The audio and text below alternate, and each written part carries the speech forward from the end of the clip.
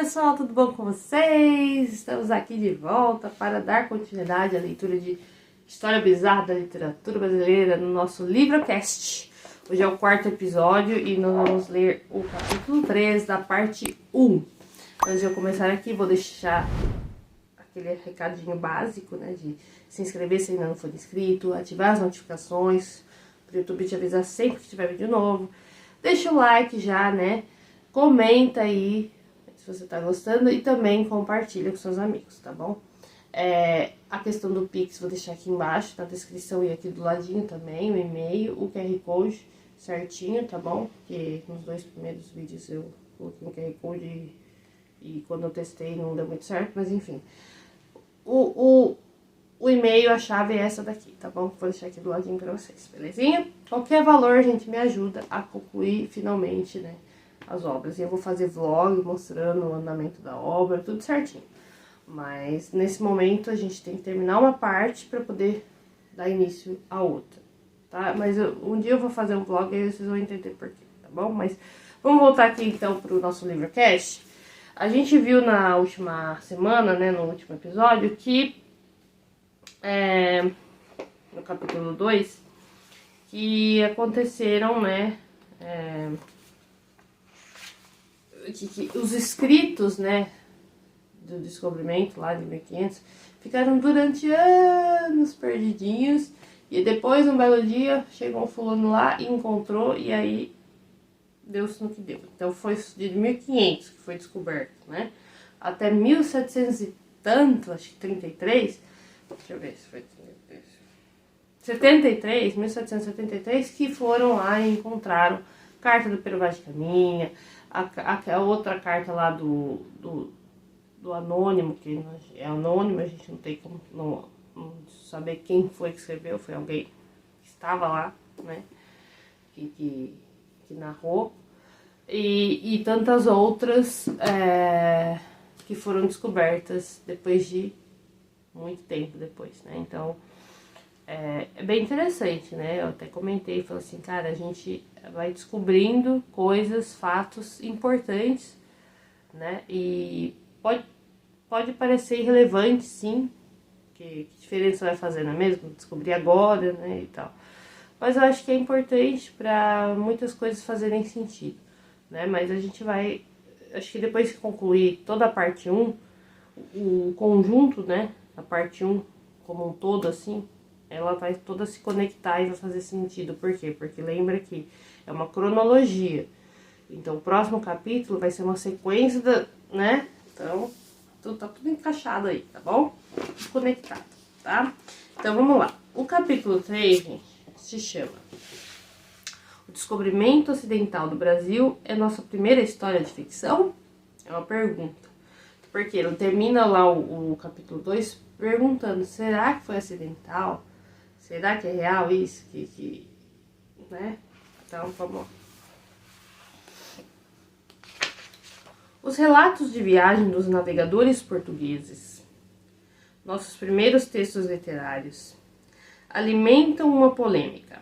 O descobrimento do Brasil foi mesmo obra do acaso? A tempestade que desviou a rota de Cabral rumo às Índias aconteceu de fato ou é pura ficção? Embora as cartas não deem respostas definitivas, os acontecimentos narrados nelas dão pistas para desconfiar de que a chegada dos portugueses foi impensada. Indo direto ao ponto, a tese de que o Brasil foi descoberto ocasionalmente não está registrada com clareza em nenhuma das 3 cartas daqueles que primeiro chegaram aqui. Em nenhuma linha, Caminha, Mestre João ou o piloto anônimo demonstram espanto diante do novo território. Existe a surpresa perante a flora e fauna e um espanto diante dos hábitos e costumes dos nativos. Mas a leitura do material não sugere que, em 22 de abril de 1500, aqueles navegadores chegaram a um destino inesperado. Era como se a vista do Monte Pascoal estivesse no roteiro da viagem. As expedições oceânicas da época tinham a mesma importância histórica das viagens espaciais a partir do dia da década de 1950.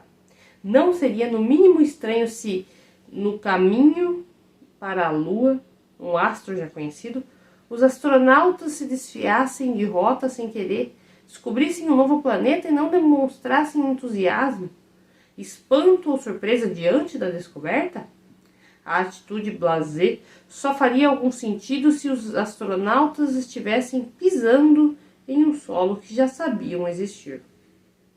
O problema é que também não há uma narrativa que demonstre explicitamente que Cabral teve a intenção de desviar a rota das Índias para dar uma passadinha em novas e prováveis terras.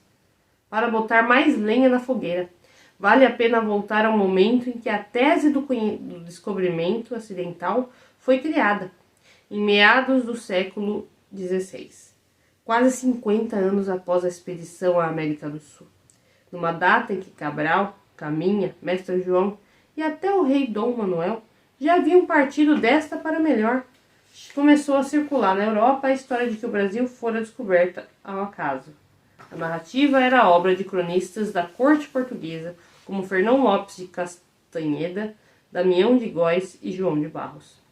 Os críticos desses cronistas, como o historiador Luís de Albuquerque, lembram que, quando esses textos foram publicados entre 1551 e 1566, o único relato oficial e público até então sobre a expedição de Cabral era a relação do piloto anônimo, papelada que não oferece argumento algum para a tese do descobrimento casual.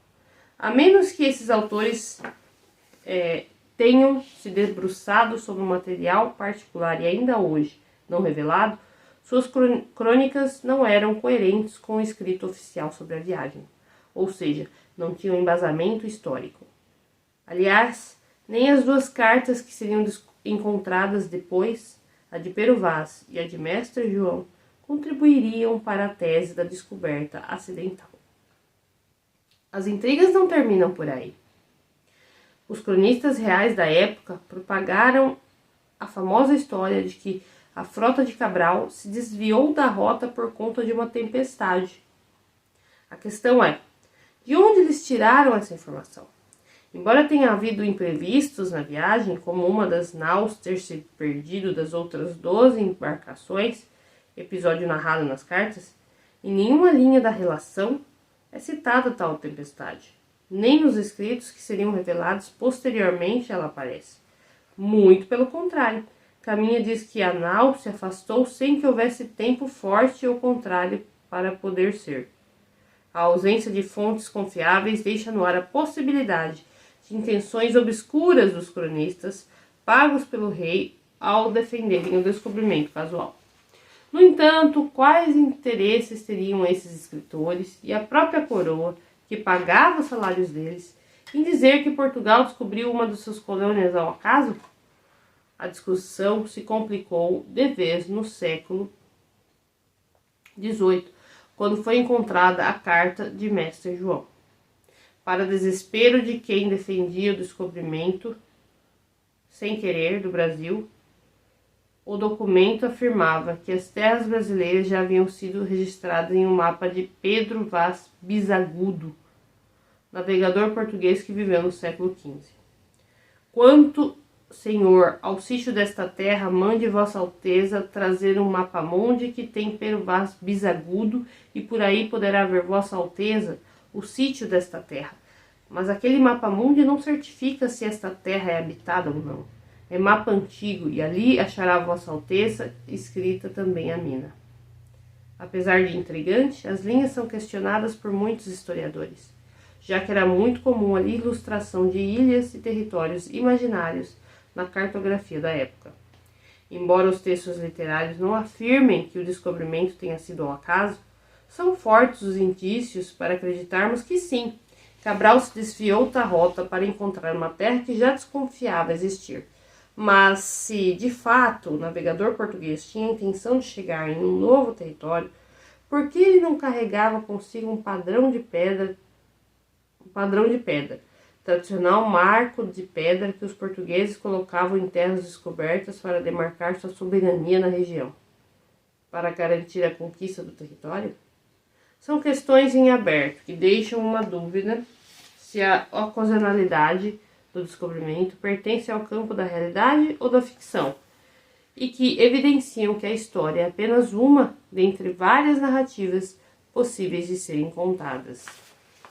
E aqui a gente conclui, então, as leituras sugeridas, assim como do último capítulo, é a relação do piloto anônimo, que é desconhecido, né, o autor, a carta do Pero Vaz de Caminha e a carta do Mestre João. Então, as mesmas leituras sugeridas aqui nesse caso, nesse capítulo, tá? Então, é aquilo que a gente tava falando, né, gente? Será, então, né, que foi um acaso? Ou será que hein? Que Pedro Álvares Cabral já tinha uma noção? Acho que tem alguma coisa ali, vou dar um migué aqui, vou dar uma mudada no caminho. Não sei, gente, tá? Tem minhas dúvidas, viu? Tem minhas dúvidas.